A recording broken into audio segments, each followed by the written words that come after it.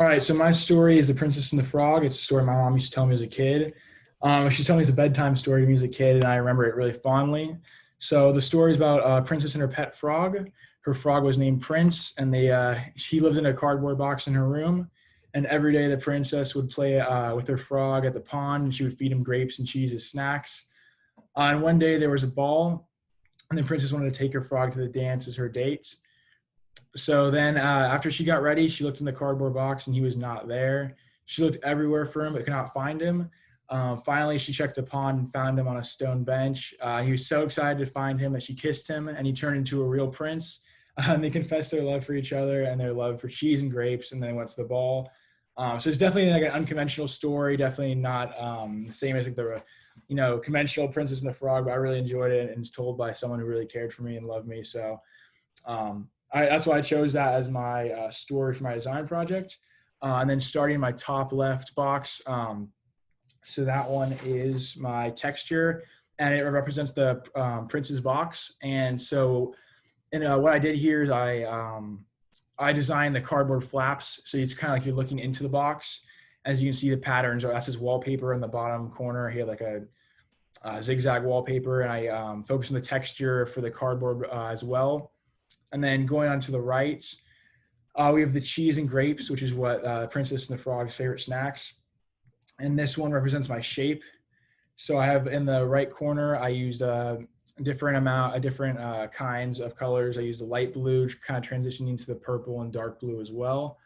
And then I used different thicknesses of Sharpies. I used a fine point Sharpie, kind of the thicker Sharpie, and then also the paintbrush, I think is what it's called, the paintbrush Sharpie as well, to kind of create a different thickness of lines in there, as you can see. And then from there, on the left corner of the top right box, or frame, there I have a piece of cheese as well. And what that kind of does, it kind of connects into the, kind of overlaps into the top left box and into the cardboard as well. So I thought that was a really cool design element I incorporated into my design. And in the middle of a piece of like Swiss cheese, and I used a couple different shades of yellow and orange to kind of create that effect. And then going to the bottom left frame, I have the pond and the park bench.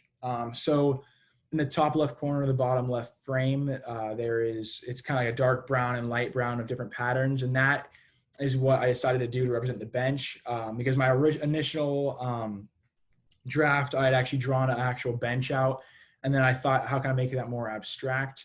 And then from there, I decided to break up the bench. I was like, how can I make the bench into a more abstract design? So I took it into kind of wood patterns, and I experimented with the darker and lighter colors of shades of brown for the bench. And then I drew some wood patterns, different varying wood patterns to kind of convey the wooden bench. So that's what's there in the top left corner of the bottom left frame. And then in the rest of the frame, we have the pond. And in my initial draft as well, I had the pond in the other corner. And I decided to actually change that instead and put that in the other side so it would kind of flow with the blue shape. And I'll get to that in a second, the blue shape in my bottom right frame. And this was my line. This is my line frame. And I really focused on different thicknesses of lines, different kind of styles of lines, especially for the water and for the wood. I thought that was a really good that's a really good design element incorporated there. And I really enjoyed that kind of creating this as well. This is one of my favorite boxes to do. I really like the different patterns of wood. I kind of experimented and played around on my initial draft. And then I kind of honed it down to 3 main patterns that I really liked.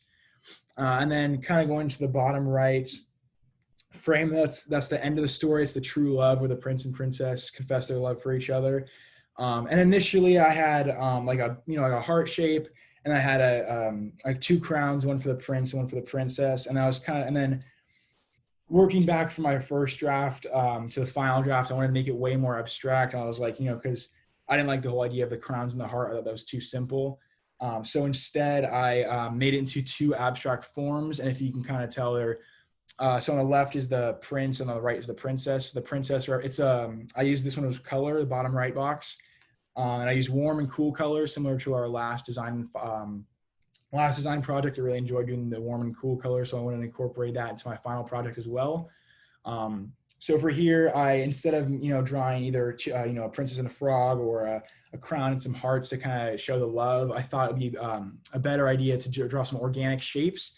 And what I kind of did is I kind of drew these two shapes, almost like hands reaching out, and they're kind of about to grab each other, but they have not fully embraced yet. So I really like the way that turned out. And then, as you can see, for the prince, I represent him by the cool colors. So he has the purple, and he kind of transitions from the purple to the dark blue to the light blue as he gets closer to the princess.